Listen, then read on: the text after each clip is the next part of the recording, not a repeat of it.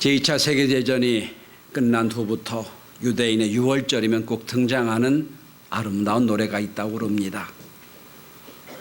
그 이름의 제목, 그 노래의 제목이 아니 마민이란 노래라고 그럽니다.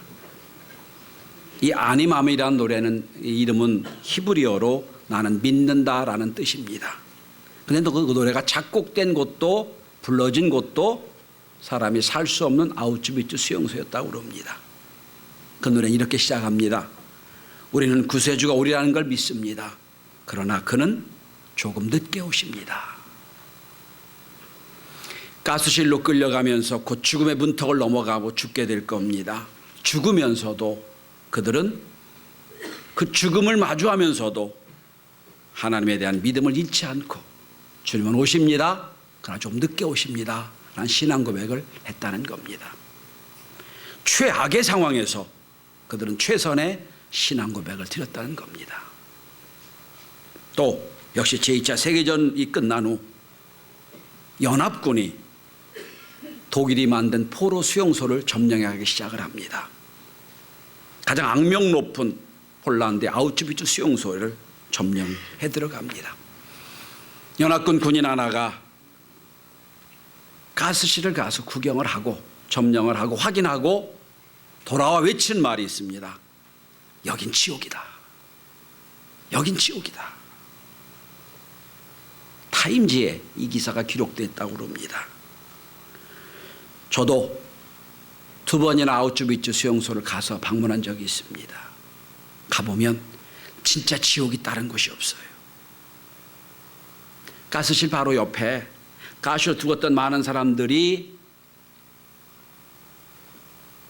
끼었던 안경들, 신발들, 거기다가 머리가 크게 머리카락이 산처럼 쌓이는 걸 보고 상상이 됩니다. 지옥이 다른 곳이 아니겠다 생각을 합니다. 그 뒤에 한 병사가 또 다른 곳 포로 수용소를 둘러보고 점령을 하고 확인한 다음에 또다시 외칩니다. 그 말은 믿을 수가 없다는 말입니다. 믿을 수가 없다.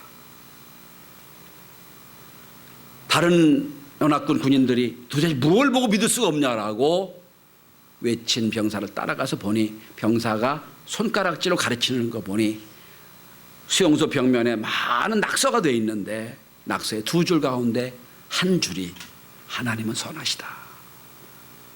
또 한 줄이 하나님은 사랑이시다 하는 글입니다. 믿을 수가 없다. 지옥같이 죽어간 사람들이 신앙 고백이에요. 하나님은 선하시다. 믿을 수가 없는 신앙 고백. 역시 최악의 상황에서도 가장 위대한 신앙 고백을 했던 사람들의 이야기입니다.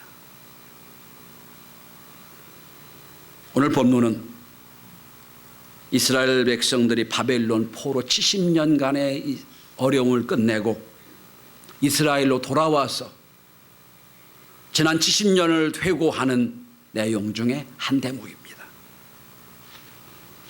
포로의 생활 끝나고 돌아와 보니 예루살렘과 이스라엘이 무슨 남아있는 게 있겠어요? 황폐해진 땅입니다. 아무것도 기대할 수 없는 땅. 그 땅에서 70년간의 바벨론 포로 생활을 기억하고 고백한 내용입니다. 105장 전체는 감사로 가득한 내용입니다. 아무것도 없는 땅이지만 그러나 그들은 과거에 하나님 주신 은혜를 기억하고 감사하는 그런 말씀입니다. 오늘 우리 시대를 보면 참으로 감사란 단어나 은혜란 단어가 찾기 어려운 때입니다. 소위 각자 도생해야 돼 살 수 있는 이 청년들한테 은혜란 말은 사전에나 나온 말일 겁니다. 경쟁이 치열한 사회에서 감사, 이것도 하기 어려운 단어일 겁니다. 그런데 신앙의 가장 기본적인 베이직은 감사합니다. 은혜입니다. 저는 이 본문을 가지고 2주간에 걸쳐서 왜 우리가 감사해야 되느냐, 감사가 메마른 이 시대에 감사할 이유가 무엇이겠느냐 말씀을 함께 나누며 은혜를 나누고자 합니다. 왜 우리가 이 시대에, 메마른 시대에, 경쟁의 시대에 감사해야 됩니까? 근거가 뭡니까? 첫째, 감사는 거룩한 선택입니다. 감사는 선택입니다. 인간의 삶은 항상 선택의 연속입니다. 매 순간 우리 선택해야 됩니다. 갈까 말까, 할까 말까, 살까 말까, 뭐 할까 말까, 계속 선택입니다. 오죽하면 철학자 장폴 사르트는 이런 말을 했습니다. 인생은 B와 D 사이에 있다. B는 버스죠, 탄생입니다. D는 데스입니다. 탄생과 죽음 사이에 있다. 태어나서 죽는 순간 남은 건 C밖에 없지요. 사르트는 말합니다. 초이스다. 탄생과 죽음 사이에 우리 날마다 선택하는 거예요. 아마 오늘 여기 예배드린 여러분도 선택해서 왔었을 거예요. 왔습니다. 오늘 거룩하면 선택해서 왔을 거예요. 여러분, 감사의 선택은 하나님은 선하시다는 분명한 전제가 없으면 감사할 수 없어요. 아우집에서 수용소에 들어가면서 하나님 선하시다. 그동안에 70년 동안 수많은 어려움을 통해서 고생하다가 다시 돌아온 이스라엘 백성들, 그래도 그들 얘기입니다. 하나님은 선하시다. 오늘 1절 한번 주목해 보시기 바랍니다. 여호와께 감사하고 그 이름을 불러하려며 그가 하는 일을 만민 중에 알게 할지어다.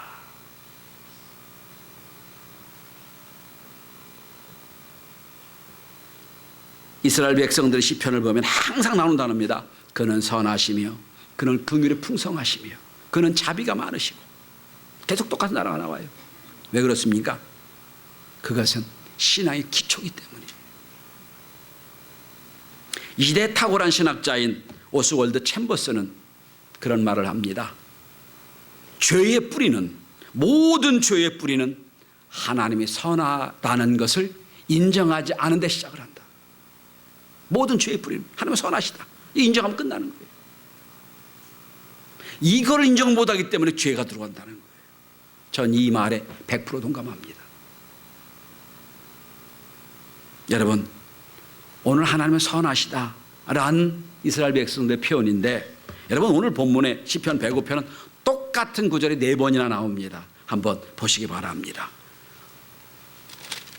오늘 시편 107편에 보면 여호와께 감사하라 그는 선하시며 그 인자의 풍영원함이로다 해놓고 8절, 15절, 21절, 31절 똑같은 구절이 나옵니다.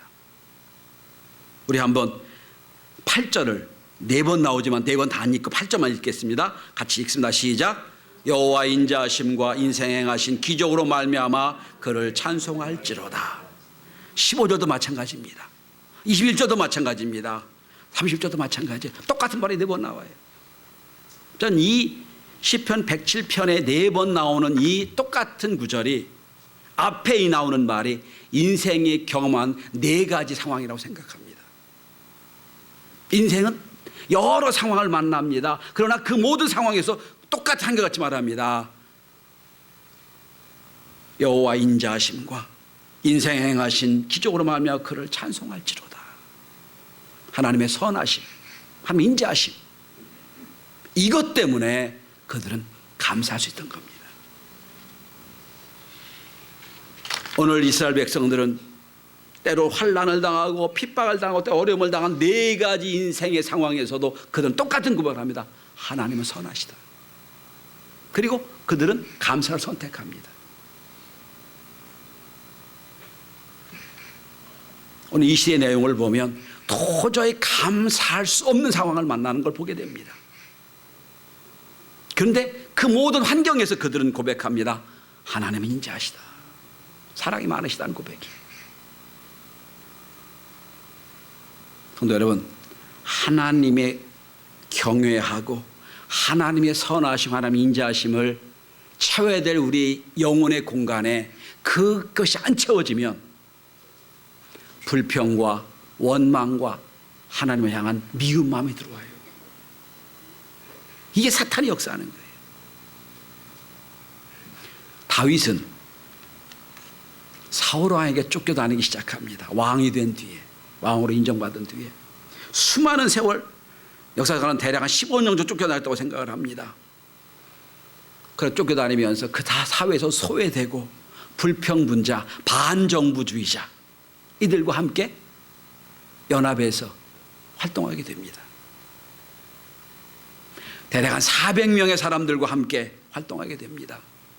도망다니며 피할 수가 없으니까 아둘람 굴이라는 굴에서 400명 함께 삽니다. 생각해 보십시오, 여러분. 억울하고 분노가 많고 사회에서 버림받은 사람들이 400명이 모였어요. 다윗은 그런 고백합니다. 내가 사자 가운데 삽니다. 그들의 혀는 칼이요 그들의 혀는 화살과 같습니다. 날마다 그들이 말하는 게 뭐예요? 사람을 찌르고 살해하는 말밖에 안 할 거예요. 다윗은 말합니다. 내가 못 살겠습니다 하는 거예요. 내가 이들과 함께 못 살겠습니다. 시편 57편 읽어보면 앞에 하단부는 억울함과 분노와 너무 힘든 얘기를 합니다. 그런데 시편 57편 하반부로 넘어가면 분위기가 달라집니다.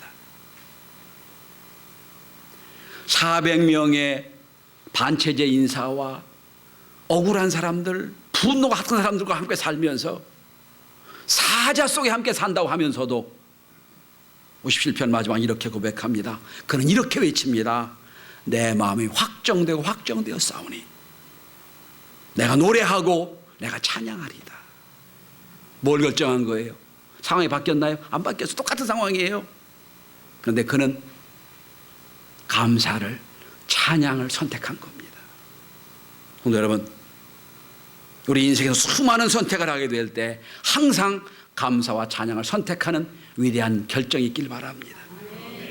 무슨 일을 하든지 우리는 감사하는 것으로, 하나님을 찬양하는 것으로 선택하면 우리 인생 전체가 승리의 인생이 될 줄 믿습니다. 우리 감사에 대한 첫 번째 이유가 뭡니까? 감사는 거룩한 선택이기 때문입니다. 둘째입니다. 우리가 감사에 대한 이유 두 번째입니다. 우리는 구원받았기 때문에 감사해야 됩니다. 2절을 주목해 보시기 바랍니다. 여호와의 속량을 받은 자는 이같이 말할지어다. 속량이 뭡니까? 죄를 다 사해 준 거지요. 용서받았다는 거예요. 이스라엘 백성들이 우상 숭배하고 하나님을 떠나서 하나님이 벌을 주어서 이스라엘 백성들이 바벨론에서 70년 동안 포로 생활했어요. 바벨론한 땅에서는 이스라엘 백성이 독립운동 할 수 없는 땅이고요. 아무것도 할 수 없어요. 그냥 무지렁이처럼 노예 생활했어요. 그런데 70년이 지나고 나서 기적적으로 무조건적으로 이스라엘 백성을 해방시켜줍니다. 왜? 하나님의 약속의 때가 됐거든요. 70년 동안 포로 생활하다 해방됐습니다. 그리고 돌아오는 때 오늘 본문이 얘기하는 거예요. 그는 그렇게 말합니다. 여호와의 속량을 받은 자들은 이같이 말할지어다. 여호와께서 대적의 손에서 그들을 속량하사 동서남북 각 지방에서 모으셨도다. 속량받았다는 거예요. 구원받았다는 거. 이제는 우리의 죄에 대한 데가 다 지불했다는 거예요. 그리고 이제 돌아온다는 겁니다. 같은 시대, 같은 상황에서 똑같이 해방을 경험하고 감격을 경험했던 사람들이 했던 시가 시편 126편이에요. 한번 찾아보겠습니다. 바로 앞에 시편 126편. 똑같은 상황에서 이스라엘 백성들이 해방돼 돌아옵니다. 돌아오며 죄를 속량만 받은 이스라엘 백성들이 무슨 고백을 하느냐? 여러분 1절 2절 우리 함께 같이 읽읍시다. 시작. 여호와께서 시온의 포로를 돌려보내실 때 우리는 꿈꾸는 것 같았도다. 그때 우리 입에는 웃음이 가득하고 우리 혀에는 찬양이 찼었도다. 그때 문나라 가운데서 말하기를 여호와께서 그들을 위하여 큰 일을 행하셨다 하였도다. 감격한 거예요. 이건 우리가 할 수 있는 게 아니라 하나님 하셨습니다. 하나님이 우리 죄를 용서해 주셨습니다. 나는 기쁩니다. 난 감사합니다 하는 거예요. 구원에 대한 감사는 존재로적인 감사합니다. 어느 순간부터 예수 오래 믿다 보면 내가 율법주의자가 되어버립니다. 하지 않으면 하나님 앞에 벌 받을 것 같으니까 이거 해야 되니까 그러고 되돌아보면 감격 감사가 없어졌어요. 처음에는 불러주신 거에 감사하고 예배드린 거에 감사가 가득했는데 어느 순간부터 보면 딱딱해져 있어요. 마음이 왜 그렇습니까? 기본적으로 구원에 대한 감격과 감사를 잃어버렸기 때문이에요.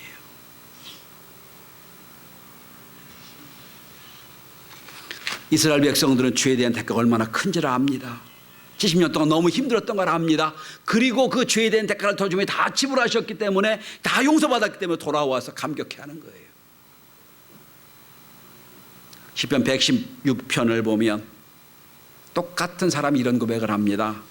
내게 주신 은혜를 내가 무엇으로 보답할까? 내가 구원의 잔을 들고 여호와 이름을 부르며.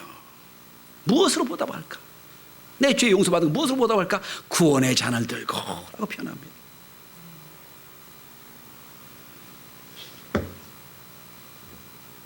우리가 감사절, 전 생각합니다. 1년에 2차례 감사절이 있는 이유는 이렇게라도 안 하면 감사하기 어려운 시대니까 이렇게라도 만들어서 감사를 회복하라는 건 아니겠나 생각을 합니다.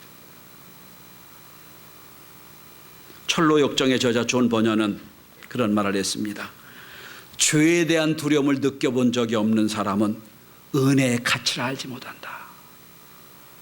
지옥에 관한 두려움을 느껴보지 못한 사람에게는 은혜의 가치를 알지 못한다. 70년 동안 포로 생활했어요. 얼마나 어려운지 몰라요. 그 생활을 끝내고 돌아오면서 너무 기쁜 겁니다. 하나님이 우리의 모든 죄를 용서해 주셨다. 난 기쁘도다. 우리가 알기는 대로 꿈꾸는 것 같았다고 표현하죠. 꿈꾸는 것 같았다고. 성도 여러분, 여러분들이 주의 전에 올 때마다 시편 126편 1절의 고백이 우리 고백이 되면 안 되겠습니까? 꿈꾸는 것 같았도다. 내가 일주일 동안 세상에서 막 몸부림쳐 살았는데 내가 무엇이 간데 오늘도 주의 전에 나오게 하니 얼마나 감사한가. 이런 고백이, 이런 존재론적인 고백이 있을 때 우리의 신앙은 윤택해지고 우리의 신앙은 풍요로워지는 겁니다. 감사절 이후 두 번째는 뭡니까? 구원받았기에, 속량을 받았기에 감사하는 거예요. 자, 세 번째입니다. 이제 본론으로 돌아갑니다.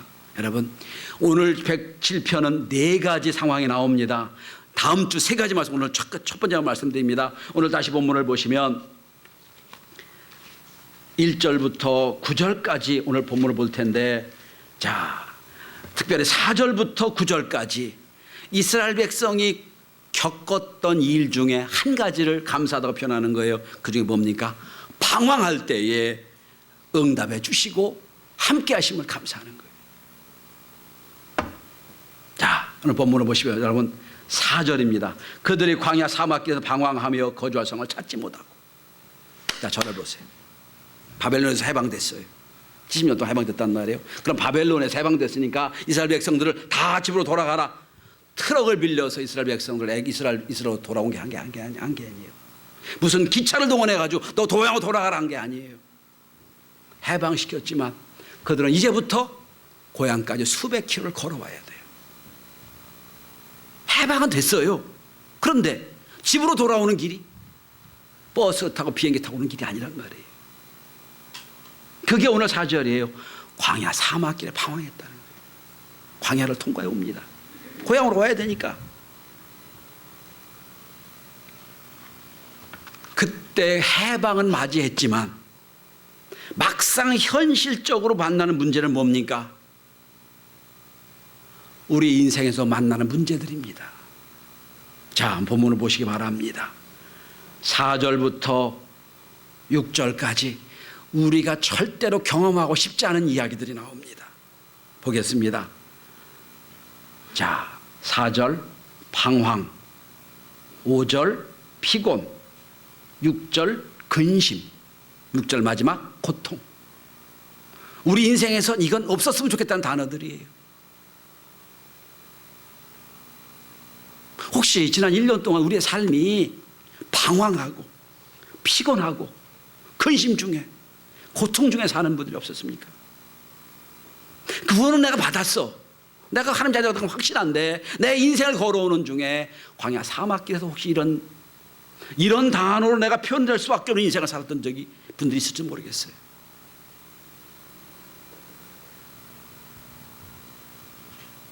방황할 때 따라오는 현상이 있습니다. 방황이 뭡니까? 방향을 모르면 방황한다고 그래요.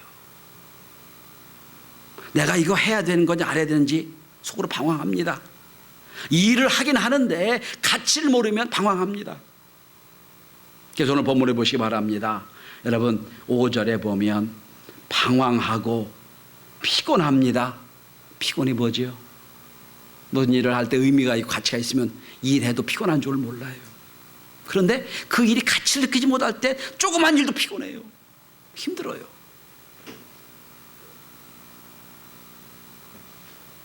그리고 6절 근심입니다. 그리고 결국 이걸 고통으로 연결됩니다. 여러분, 아니 이스라엘 백성 해방이 됐어요. 분명히 바벨론 해방이 됐는데 돌아오는 그 길이 그렇다는 얘기예요. 지금 목마르고 피곤하고 고통 중에 있었습니다. 이때 우리는 이런 단어를 묶어서 한 단어로 표현됩니다. 절망이라고 표현합니다. 한 단어로 표현하면 절망입니다. 아니 해방은 되긴 됐는데 내가 노예에서 자유하게 됐는데 내 고향 땅까지 어떻게 걸어가지? 어떻게 가야지? 그런 어려움이 있다는 거예요. 여러분 구원을 받았어요. 그럼 우리의 삶의 현장을 보면 날마다 이런 일을 당하는 게 많습니다.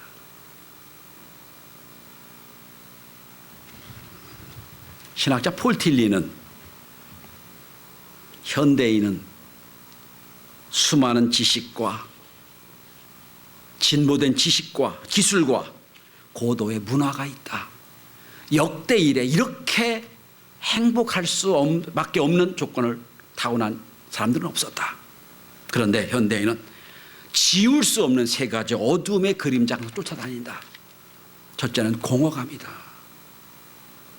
둘째는 죄책감이요. 셋째는 공포감이 있다. 아무리 먹고 배우고 아무리 노력해도 마음의 공허를 극복할 수가 없다. 그게 자꾸 다른 거로 채우는 거예요. 하나님의 형상, 하나님의 경외감으로 채워야 될 하나님의 공간에 하나님을 향한 은혜가 없다 보니 공허해지고 그 공허는 다른 거로 채워지는데 여기서 나오는 게 뭡니까? 집착이요. 여기서 나오는 게 중독이에요. 중독이 나오는 거예요. 죄책감이 있습니다. 법적으로 죄는 아니야. 내가 나를 알아. 내 양심이 얘기합니다. 너 죄졌어. 너 잘못한 거 있어. 남들이 보기에 괜찮은데 스스로는 죄책감이 있는 거예요. 그리고 말 못한 미래에 대한 공포가 있습니다. 매일매일의 삶에 공포가 있고 근심이 있습니다. 네, 성도 여러분, 진정으로 은혜 받고 감사하는 영혼은 이게 다 해결됩니다. 왜 그런 줄 아세요? 하나님이 나와 함께 계셔. 내 마음에 주의 형상이 있어. 공허가 아니라 기쁨이 있게 돼요.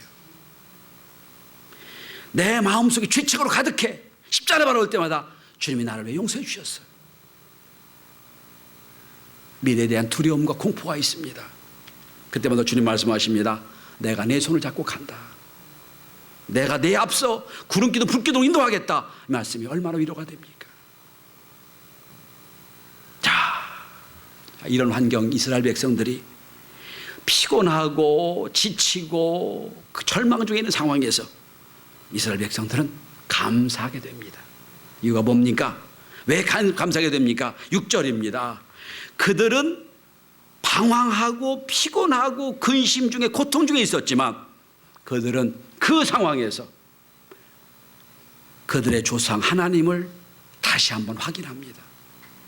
그리고 6절입니다. 이에 그들이 근심 중에 여호와께 어떻게 했다고요? 여호와께 부르짖었다고요. 부르짖었다고요.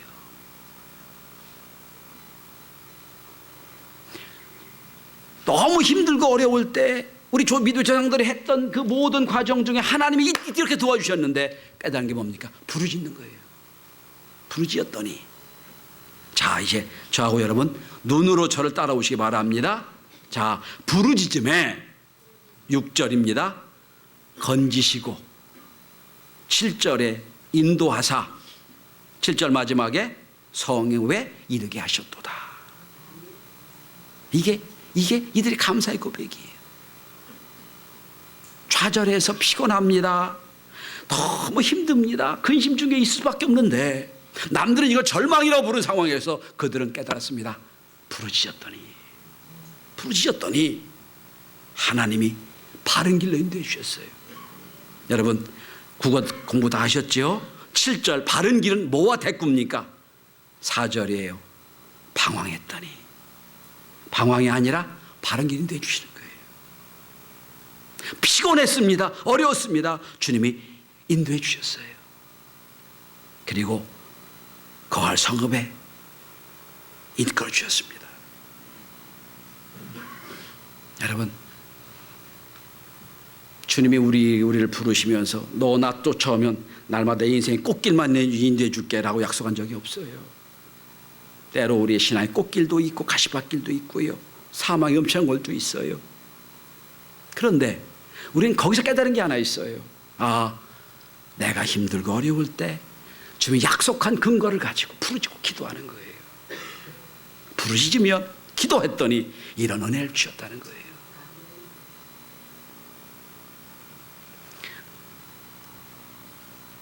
방황하고 피곤하고 근심 중에 있었지만 그들이 깨달은 건 부르짖었더니 인도해 주셨다 고백하며 그들 내린 결론이 9절입니다. 9절을 주목해 보시기 바랍니다. 그가 사모하는 영혼의 만족을 주시며.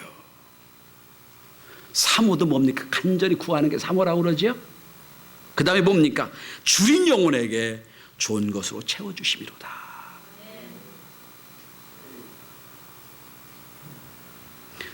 우린 지난 3주 동안 오후 예배마다 간증 고백을 했어요. 특별히 젊은 집사님 성도들이 간증을 해서 7분이 간증을 했어요. 제가 너무 감사해서 요 앞에 있는 쌀 한 푸대씩 주려고 다 만들었어요. 비싼 쌀을 다 사놓았어요. 좋은 거를. 그래서 이제 쥐다 드릴 거예요. 그런데 싸준다니까 웅성웅성해요. 그런데 여러분 우리가 다 들었습니다. 그들의 간증이 무슨 큰 역사가 있는 게 아니었죠. 기적이 일어난 게 아니었죠. 매 순간마다 내가 어렵게 힘들 때 기도응답 받았던 것, 위로받았던 것, 하나님이 지금 보니까 이렇게 인도해 주셨다는 그런 고백이었잖아요. 그게 뭐예요? 하나님이 내 인생의 곳곳에 작은 부분까지 인도하시고 역사한다는 거예요. 이게 감사할 거 아니겠어요, 여러분?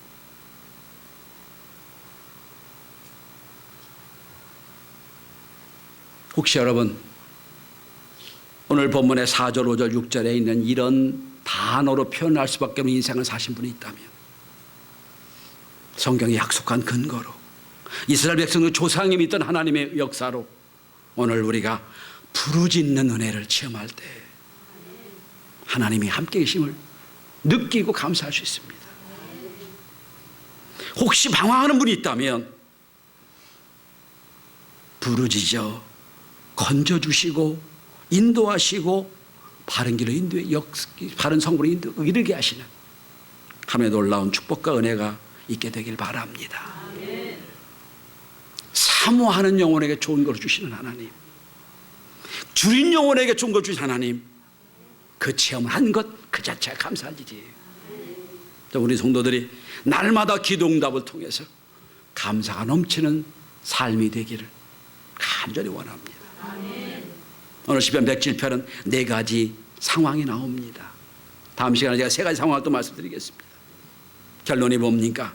똑같이 8절, 15절, 21절, 31절 똑같은 4가지 국면에서 그들은 이런 고백을 합니다. 제가 마지막으로 읽고 말씀을 마칩니다. 여호와의 인자하심과 인생에 행하신 기적으로 말미암아 그를 찬송할지로다. 아멘. 기도합니다.